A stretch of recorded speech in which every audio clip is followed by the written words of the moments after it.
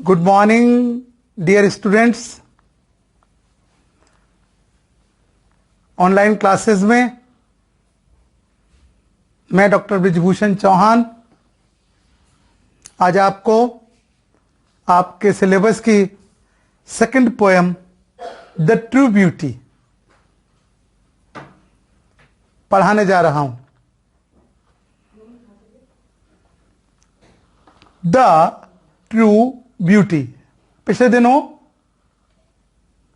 Article पढ़ाते समय धर्मवीर जी ने आपको बताया द आर्टिकल कैसे लगाया जाता है, कहां लगाया जाता है।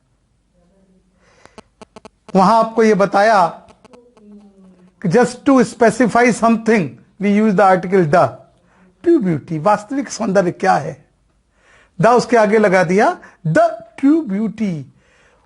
वास्तविक सौंदर्य, वो वास्तविक सौंदर्य। लेखक is Thomas Cairo wants to give an idea about the beauty. You people are young one.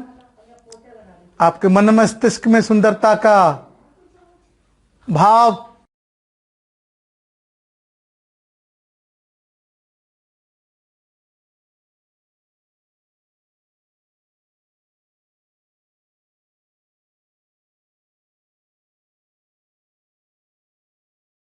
सामान्यतः युवा मन सौंदर्य का भाव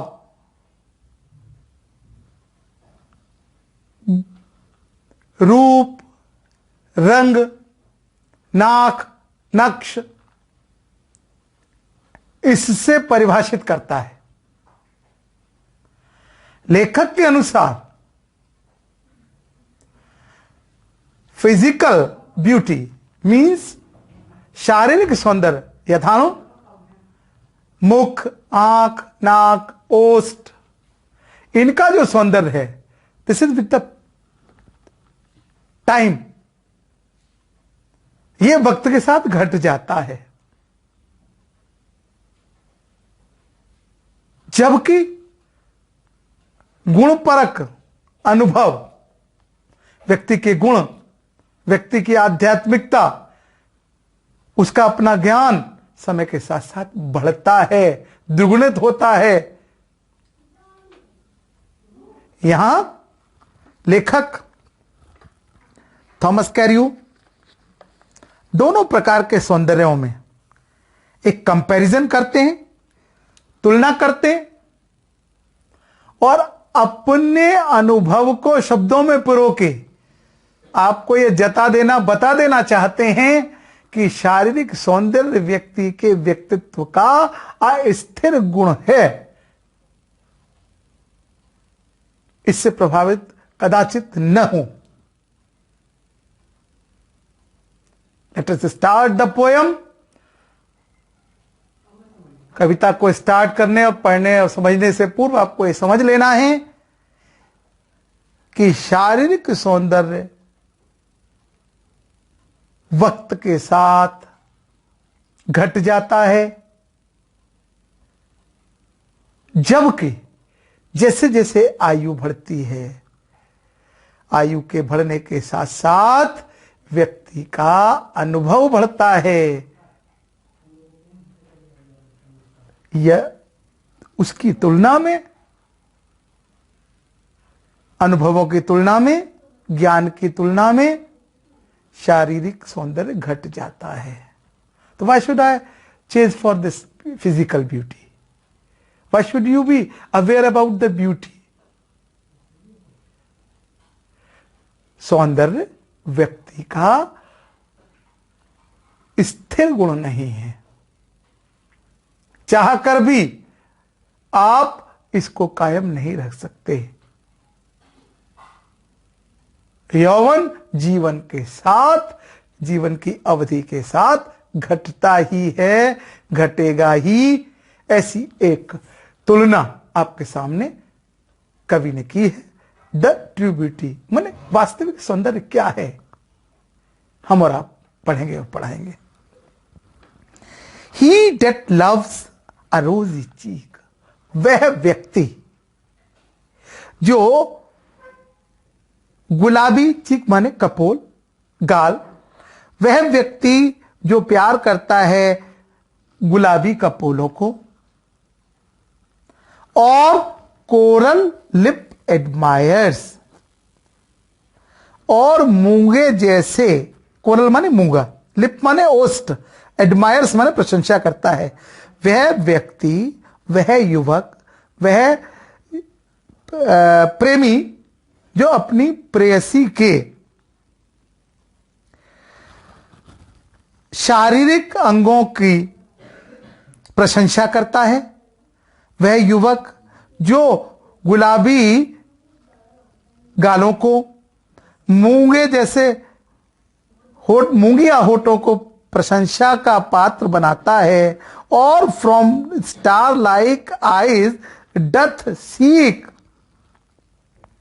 और उसकी चमकदार आंखों में वो खोजता है, क्या खोजता है? Fuel to maintain his fires, वह अपनी फायर, अपनी प्रेमाग्नि को, अपने प्रेम को प्रज्वलित रखने के लिए, अपने आवेगों को, अपने मनोवेगों को स्थिर रखने के लिए वह शारीरिक आकर्षणों का सहारा लेता है।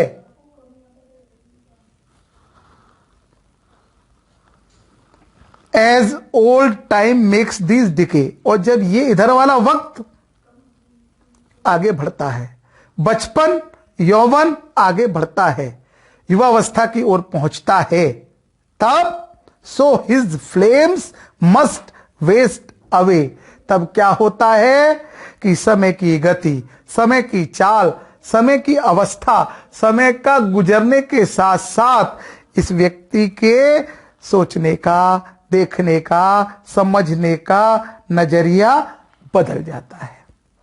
As old time makes these decay, जैसे ही वक्त अपनी चाल चलते हुए आगे बढ़ता है, तब ये सौंदर्य की ज्वालाएं, व्यक्ति के व्यक्तित्व का आकर्षण, जिसके प्रति वो आसक्त था, यथा वह जिन अंगों को प्रशंसा की दृष्टि से देखता था, उनका सौंदर्य लुप्त प्राय हो जाता है, लगभग समाप्त हो जाता है, और उनमें आकर्षण नहीं रहता। यह हुआ फिजिकल ब्यूटी का पार्ट। एक व्यक्ति जो गुलाबी गालों को प्यार करता है, मूंगे जैसे होठों की प्रशंसा करता है, चंचल आंखों से प्रेम करता है, और वक्त इन सब को निस्तेज कर देता है। आयु इन सब की आभा और कांति को समाप्त कर देती है, और ये अब कितना भी व्यक्ति हो, उम्र बढ़ेगी तो आईसाइट वीक हो जाएगी। उम्र के साथ साथ स्किन आदि आदि आदि सभी चीजें अपने नेचुरल ग्लो को समाप्त कर देंगे। तो लेखक बताता है वक्त के साथ शारीरिक सौंदर्य अपनी ऊर्जा, ऊष्मा और कांति को समाप्त कर देते हैं। आगे तुलना करता है, but smooth and stead fast mind, लेकिन स्मूथ सरल, स्टीड फास्ट, कैसा? बहुत तेज नहीं, सदैव एक सा रहने वाला। But smooth and stead fast mind, लेकिन एक ऐसा मन जो दृढ़ है, ऐसी भावना जो दृढ़ है, ऐसा मस्तिष्क, स्मूथ माने कांस्टेंट। लेखक बताता है जबकि एक व्यक्ति जिसकी भावनाएं दृढ़ हैं और स्टीड फास्ट माइंड, और मस्तिष्क ऐसा है कि वह दृढ़ता को प्राप्त है, जेंटल थॉट्स एंड काम डिजायर्स, और उसकी इच्छाएं जो हैं वो शांत इच्छाएं हैं।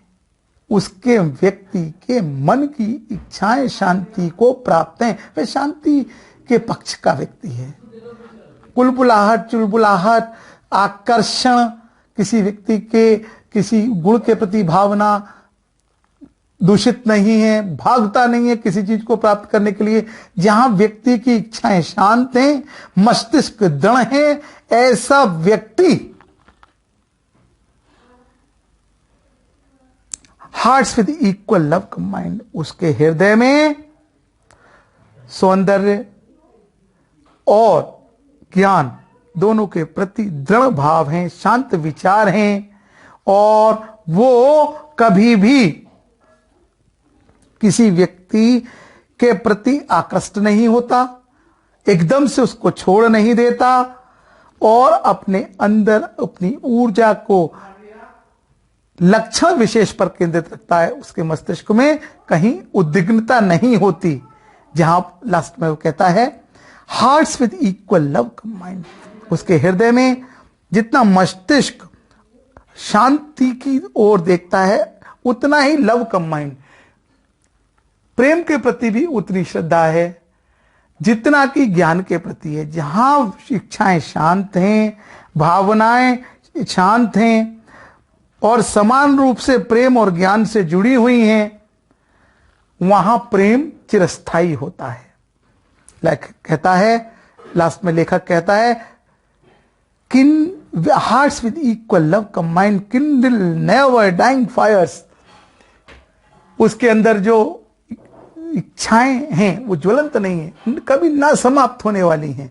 वह सदैव सदैव अपने सद्गुणों के प्रति जागृत रहता है, समर्पित रहता है। उसके लिए आकर्षण शरीर की अंगों में नहीं बल्कि विचारों की शांति में है।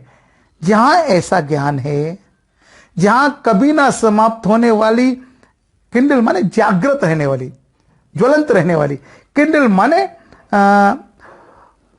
उत्पन्न करने वाली, एक्साइट करने वाली, इग्नाइट करने वाली, जहां ऐसी भावनाएं हैं जहां उसको सदैव प्रेरित करती हैं, प्रकाशित करती हैं, ऐसी भावनाएं जहां कभी समाप्त नहीं होती हैं, वहां जहां वेयर दीज आर नॉट, जहां ये नहीं है, ये माने क्या, जेंटल थॉट्स एंड काम डिजायर्स, जहां ये दो चीज नहीं है, शांत विचार नहीं है, स्थिर शांत व्यक्तित्व नहीं है, वहां मैं ग्रहण करता हूं। वेयर दीज आर नॉट, जहां ये नहीं है वहां मैं आई डेस्पाइज, आई माने poet, the poet despises the things of beauty where these two things are not available. Number one, smooth and steadfast mind, जहां दृढ़ता नहीं है विचारों में, वहां वो व्यक्ति, वहां लेखक शारीरिक सौंदर्य के प्रति आकृष्ट नहीं होना चाहता है। And at last the poet says, I despise, the poet despises, the poet hates lovely cheeks or lips or eyes. वहां जहां मस्तिष्क की शांति नहीं है, विचारों में स्थिरता नहीं है, निरंतरता नहीं है, वहां में लवली चीक्स और लिप्स और आईज, इनको मैं प्यार नहीं करता। लेखक कहता है जहां मन शांत नहीं है, वाणी और व्यवहार स्थिर नहीं है, वहां मैं शारीरिक सौंदर्य को पसंद नहीं करता। लेखक बहुत बड़ी तुलना के माध्यम से बताता है कि शारीरिक सौंदर्य जो अस्थायी हैं, सब as the time passes they diminishes in their glory, वो अपने चमक भौतिक क्रांति को समाप्त कर देते हैं। तो why should I love that, तो मैं उसे क्यों प्यार करूं? I should love the great ideas of mind, I should experience the beauty of mind, I should experience the beauty of truth, so that they may be content with me forever। तो लेखक यहां तुलना करता है कि व्यक्ति को, आपको, हमको, संसार के संसारी व्यक्तियों को भौतिक आकर्षणों के प्रति, फिजिकल अट्रैक्शंस के प्रति आकृष्ट ना होकर स्पिरिचुअल अचीवमेंट्स के पीछे अपने आप को, they should change the spiritual achievements any how, they should develop their soul, spirit and mind. कैसे भी वो अपने मन मस्तिष्क आत्मा का विकास करें, ताकि भौगोलिक रूप से, आध्यात्मिक रूप से इस धराधाम पर रहते हुए वो जीवन के कठोरतम अनुभवों में आध्यात्मिक शांति का अनुभव कर सकें। यदि सांसारिक सौंदर्य का पान करेंगे, उस पर अभिमान करेंगे और वो नष्ट होगा, तो अंत में उनको अपने ग्लानि होगी, हार मानेंगे, और ऐसी अवस्था में उनको आत्मग्लानि होगी, और उससे बचने का एक ही उपाय है कि हम गुण और गुणवत्ता की ओर ध्यान दें, शारीरिक आकर्षण के प्रति प्रेरित और प्रमोदित न हो। हमारा प्रमोद, हमारी प्रमुदितता, हमारा आनंद शरीर से नहीं विचार से होना चाहिए। हम किसी को अपना समझें, किसी को अपना बनाएं, मित्र बनाएं, अपना संबंधी बनाएं, अपना सहयोगी बनाएं, तो उसके वैयक्तिक शारीरिक आकर्षण को देखकर नहीं, उसके वैयक्तिक गुण, चारित्रिक गुणों को परख कर, जांच कर हमें उसको स्वीकार करना चाहिए। आज के लिए इतना ही काफी। कोई प्रॉब्लम हो तो आप मुझसे पूछिए और मैं इसका सेंट्रल आइडिया और एक्सप्लेनेशन खुद लिख के आपको अपलोड कर दूंगा। तो ये दोनों पोएम, इससे पहले मैंने आपको पढ़ाई थी the character of happy life, आपकी क्वेरीज आती रही। और एक प्रॉब्लम ये थी कि आपके पास टेक्स्ट नहीं होता मुझसे पूर्व, अन्यथा तो आप वर्ड मीनिंग देख लेते, थोड़ा सा कहीं उसका कंटेंट आपके मन में आने लगता, फिर मैं क्लियर करता तो क्लैरिटी ऑफ आइडियाज और थॉट ज्यादा अच्छा होता। पर ये तो एक प्रैक्टिकल प्रॉब्लम है। मेरे पास भी किताब मैंने एक विद्यार्थी से अरेंज की। मैं तो अपनी सारी किताबें जनरली आप लोगों को दे देता हूं। एक पीछे एक बच्चा रहता है कॉमर्स साइड का, उससे मैंने इस बुक को लिया और जो बन पड़ रहा है ऑनलाइन में आपको बता रहा हूं। एनीवे, आपकी 2 पोएम हो रही हैं। बहुत अच्छे से धर्मवीर जी आपको आर्टिकल करा रहे हैं और जो भी टॉपिक आप कहेंगे सारे टीचर्स मिलके हम आपको डिस्कस करेंगे। करना चाहिए, कर रहे हैं, लेकिन ऑनलाइन क्लासेस में हम बहुत एक्सपर्ट नहीं हैं, इस करके तमाम बाधाएं आ रही हैं। सारी बाधाओं के बीच आप लोगों का सौभाग्य कि हम आपसे मुखातिब होते हैं। आज के लिए इतना ही काफी। ईश्वर आपका मंगल करे। Wish you good day.